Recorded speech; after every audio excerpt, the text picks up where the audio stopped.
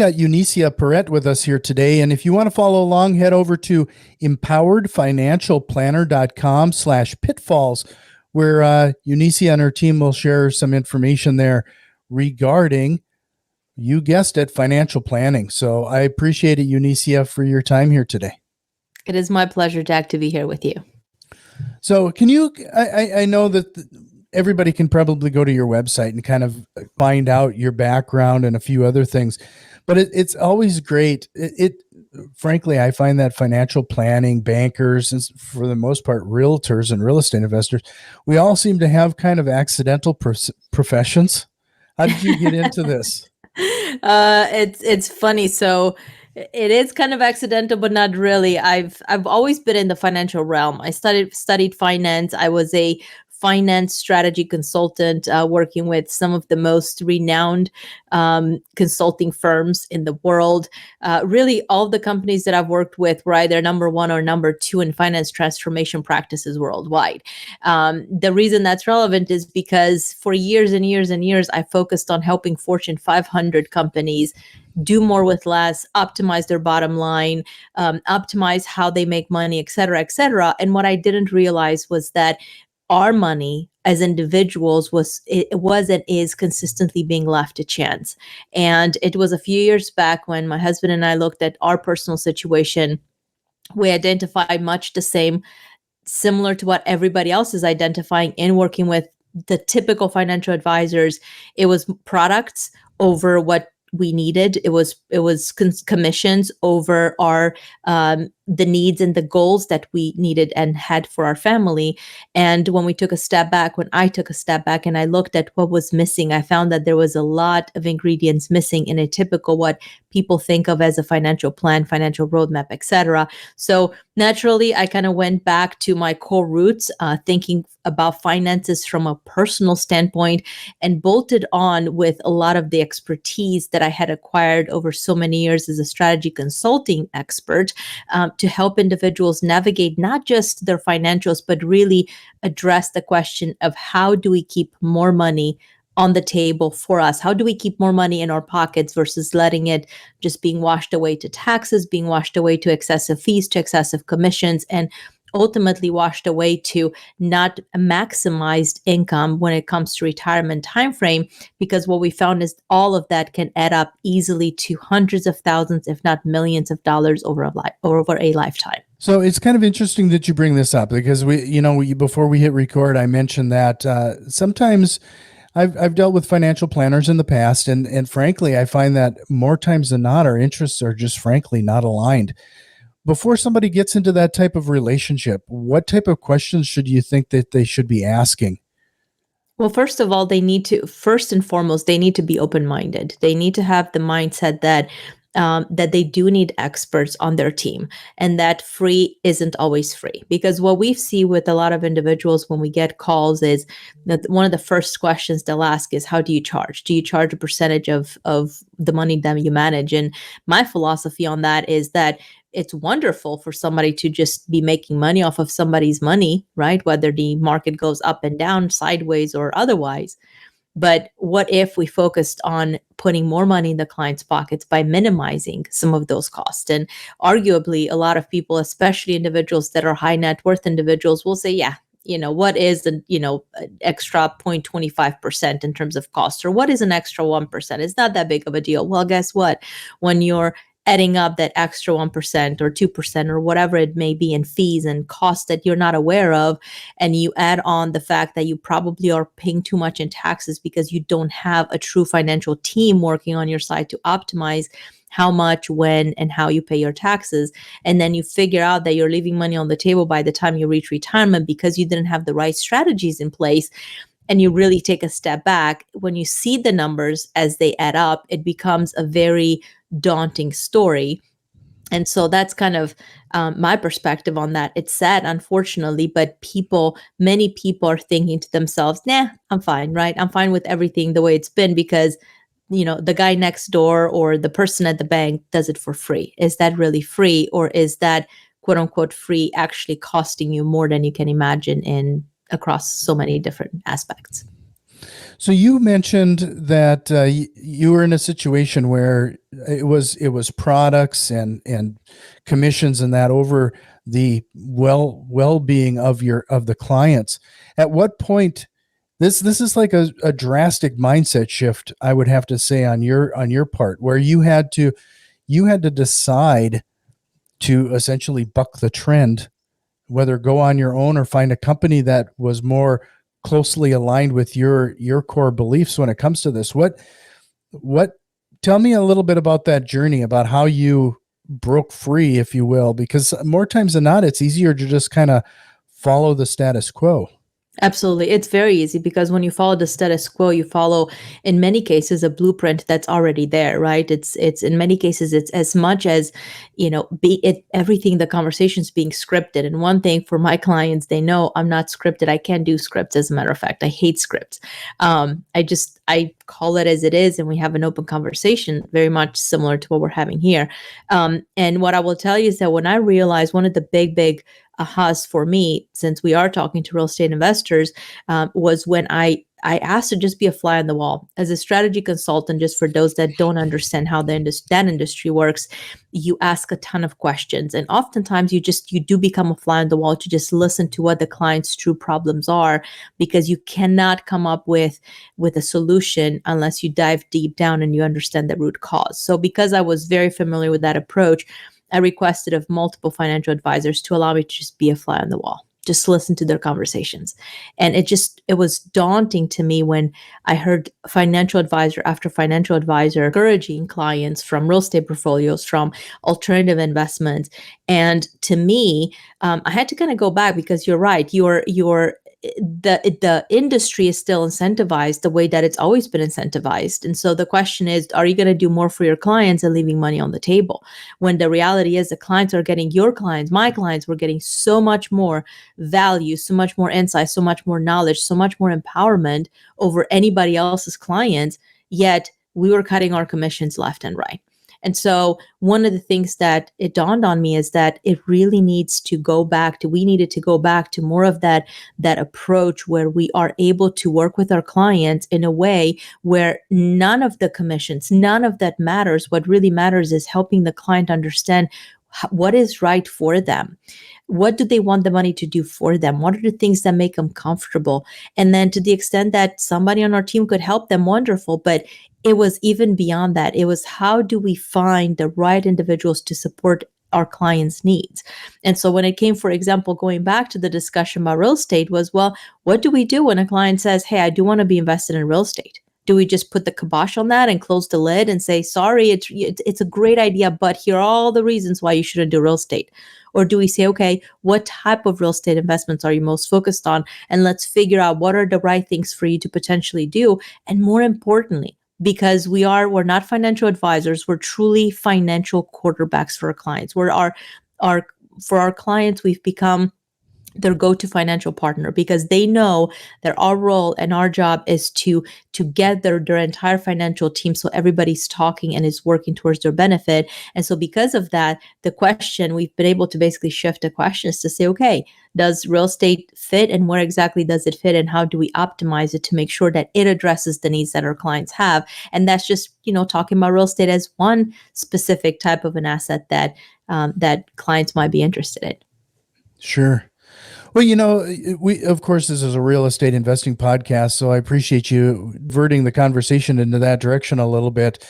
But could you talk a little bit, like, let's say somebody is coming to you with their portfolio and they want to make use of, I would guess that part of your strategy is also how you can save them when it comes to their taxes and a few other things. I mean, that seems to be a big blind spot when it comes to some financial planning, is just protecting the assets that are already there. Can you talk a little bit about how you use, maybe even real estate, how you use different strategies in order to protect those assets? Absolutely. First of all, I love the fact that you talked about asset protection, but also blind spots, because that's one thing that most individuals within financial services don't really talk about, right? Why would they want their clients to know the blind spots when they are in the position where they cannot deliver value in those blind spots? In many cases, not in many cases, it's either because they simply don't know how or what those blind spots even are, or in most cases, they don't even have access to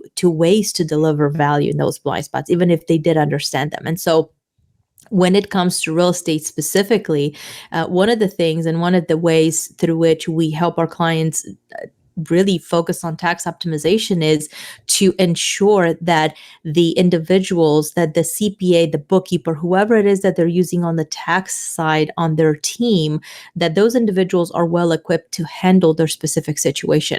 Because just by owning a real estate portfolio in itself can be a huge, huge tax deduction. Now, what if we took that huge tax deduction because you have a real estate portfolio and actually were able to continue to max in areas that perhaps historically you didn't even think about as an end consumer? That is the kind of stuff that we do for our clients. How exactly do we do that? I'll give you an example. We won't go into specific strategies because those are different from person to person. But we have a client, doctor and pilot, husband and wife. They own, both of them owned real estate portfolios throughout their lifetime. And one of the things that we found out was that the CPA that they were using it was just more of the same every single year, where their strategy had changed over the years. And because of that, when even I'm not a tax expert, but I know enough to be dangerous, when we started talking about that, it was very evident that there were specific areas that they were not maximizing out on when it came to the tax code. So what we did is we did what we do best for our clients. As their quarterback, we introduced them to a couple of different CPAs that are specialists in real estate portfolios, specialists in exactly their fields of work as well. And because of that, those clients are ultimately looking at optimizing and minimizing their tax exposure, in some cases by as much as 30 to 50% plus. And so that's huge, especially when we're dealing with high income earners that are already paying so much in taxes. Every little bit counts. And it's not about tax evasion, not at all. I'm all about paying taxes, but it's about being smart with our money. And if we don't understand the tax code, and if we don't understand, how to run the businesses more efficiently, inherently we're going to end up leaving money to chance, and that's not a good proposition. That's quite, sadly, that's quite refreshing to hear, because more times than not, I've actually talked to some local financial planners, and when I've asked them to do exactly something similar to that you're offering, there is being proactive. And when you've noticed something, you bring it up to your client, recommend or suggest a different strategy or a different, you talk about being a quarterback. Fortunately, it seems to be more of a two-way street. When I've dealt, like you mentioned early on, I'm dealing with a financial planner. It almost seems like we're just kind of following the playbook that their corporation has pushed them, and here are the products, just get them sold. Absolutely. It's not because people are malintentioned, right? They're ill intentioned. It's simply because as an industry, it's just how it works. And one of the questions that we got oftentimes, Jack, on our end is, why don't you do some of the stuff in-house? And my answer to everybody is because if we did it in-house, one of my goals at the very beginning was, well, what if we established a family office, right? Every financial expert's dream. But when I went back asking the same tough questions that I would have as a strategy consultant, what I realized was that, yes, that would ultimately be the best solution for the company. But is that necessarily the best solution for the client? Because I can't tell you how many clients I've had coming to me to say, oh, my CPA is also doing my financial investments, and my financial advisor also does my taxes. To have all of those under one platform, it doesn't necessarily mean that you don't have experts helping in their specific areas, but ultimately, what is the true incentive for the client? What is the true incentive for the company? And so because of that, going back to what you said earlier, right? It's more of the same year after year. And when clients come to us, they'll tell us, well, I love my CPA, or I love my so-and-so, and I love my so-and-so on my financial team. And the answer is, it's not that you shouldn't love them. But when is the last time, one of the questions, because we're not about telling clients you have to display somebody on the team, not at all. If they're already the thought leader that we know that we're looking for in a financial partner for our clients, then that's awesome. Then what we'll do is we'll bring those individuals in and we'll have strategic conversations. But if those individuals that have been on the client's financial team for years and years are doing more of the same every single year. And they're not the ones that are bringing forth the thought leadership to say, hey, last year we did this year, the code has changed this way. We can restructure things a little bit this way. If you do this, if you treat your business this way, these are the benefits that you're going to get. If you're not having those conversations proactively being brought to you by your CPA and your financial team, there's a problem. And you have two choices. You can either go to them and you can say, my financial quarterback told me XYZ. What are we going to do about those? And they'll either have a knee-jerk reaction or they'll help you implement them. Or you can say, okay, I've asked some tough questions and the answers I'm getting are more of the same that I've gotten in years past. Is it time for me to maybe elevate the level of clients, of individuals that I'm working with? The choice is on the client's end at the end of the day. But we encourage them to think strategically, and it goes right back to the mindset, right? It's hard to make changes. It's hard to look at things differently. But when we're willing to take a chance on ourselves, a beautiful world of opportunities opens up before us because we're going to be experiencing things that we probably didn't even know existed before. Well, so one of the curiosities that I've always had is the fact that we've, as a society, any kind of financial education that we've gotten is typically self-achieved. I mean, we just don't have this in our school system, sadly enough. I mean, let's face facts. And when we have been taught anything, it is more along the lines of the concept of set it and forget it. And we just kind of throw money into a pot, whether it's through our 401k or what have you, and really in hope and pray. I mean, it's kind of hope for the best for the most part.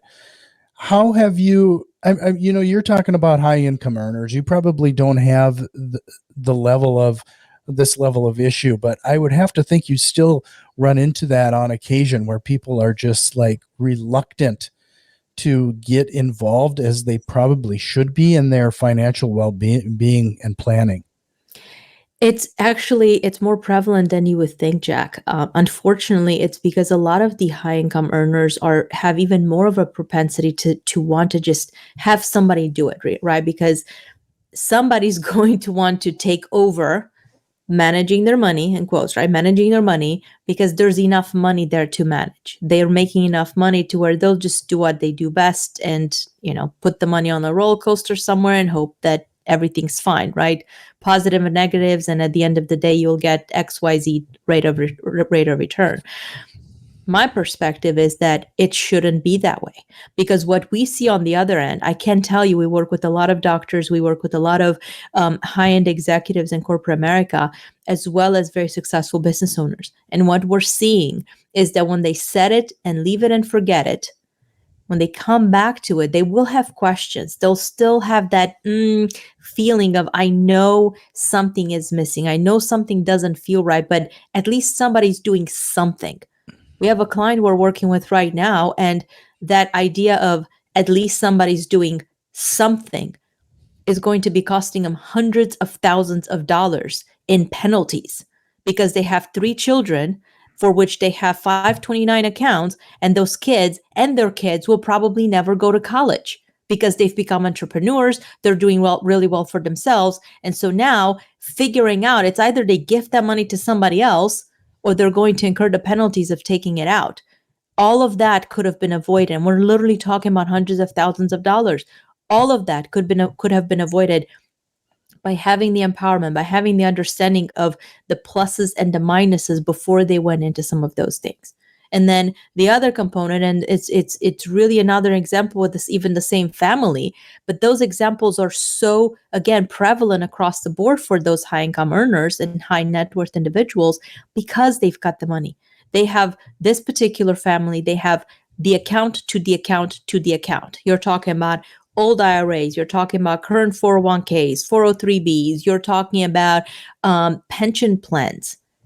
They had accounts when we started working together. The idea was if we can get X thousands of dollars per month in retirement, we'll be fine, but we don't think we're there. Guess what? when we just it was worse and harder than pulling teeth. I kid you not. But we stuck with the client and we guided him along the way, and we finally got to the point where the client's like, I'm so excited. I found that statement that I had forgotten about it. I had forgotten about. We're talking about somewhere around $2,500 a month in additional income that they'll be getting over an account that they had totally forgotten even existed. And their own financial advisor said, oh, I think this account will give you XYZ. But that was 7 years ago, forgot about it, market corrected. We all know where it's at right now. Those clients are getting ready to enter retirement. It's the worst time possible for them to have lost the kind of money that they've lost to the market. All because they didn't know, all because the proper planning wasn't there, and all because somebody just did something for them. Put the money in an account and said, leave it and forget it. Well, it was the worst time to leave it and forget it because yes, they capitalized over the market gains, but when they looked most recently at least one of their accounts, it gave back all the way to the 2017, 2018 timeframe.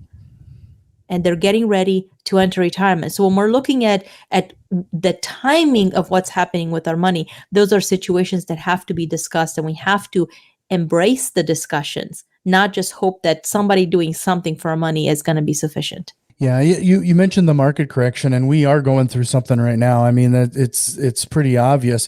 I would have to guess that unless you actually have like you said, a quarterback, somebody to help you plan this out, and you stick to the plan, a lot of the market correction is being driven by, frankly, emotion. People are just overreacting. How have you found sticking to a plan and weathering the storm? How important is that?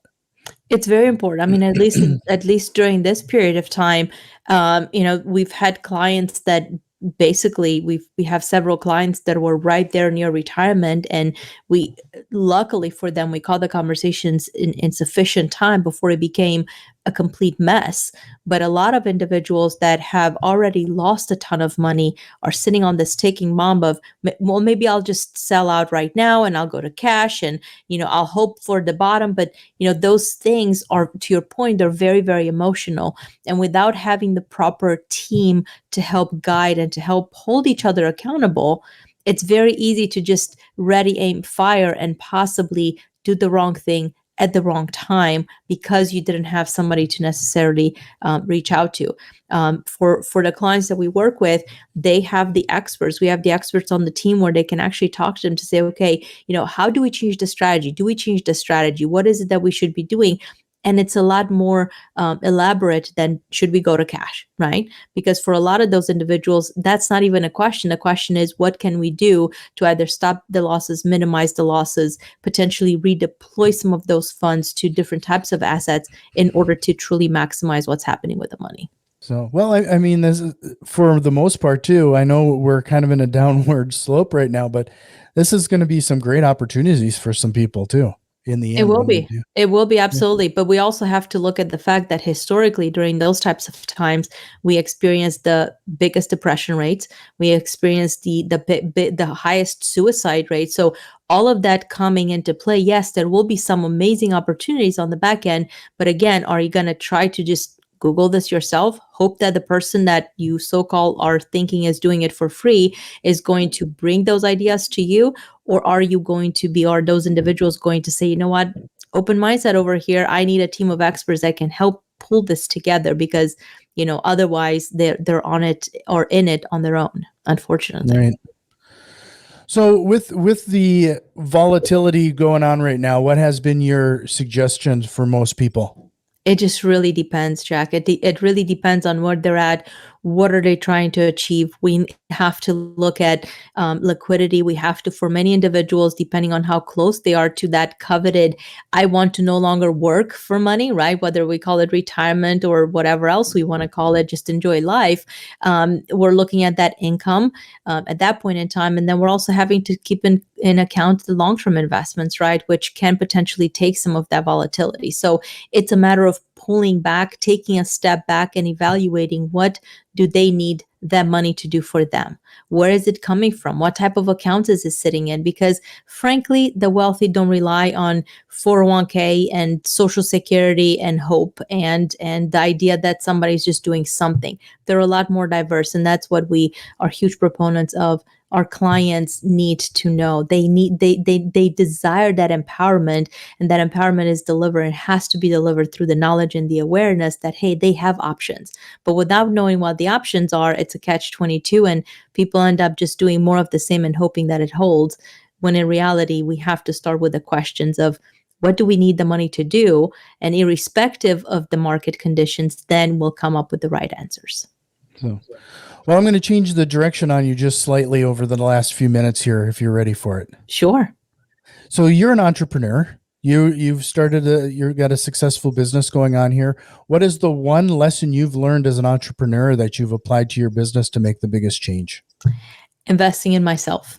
And investing in for me, business coaches that have giving me, in some cases, the ideas, but also in some cases, the permission to try new things and to be bold, right, with the things that I wanted to do with the business.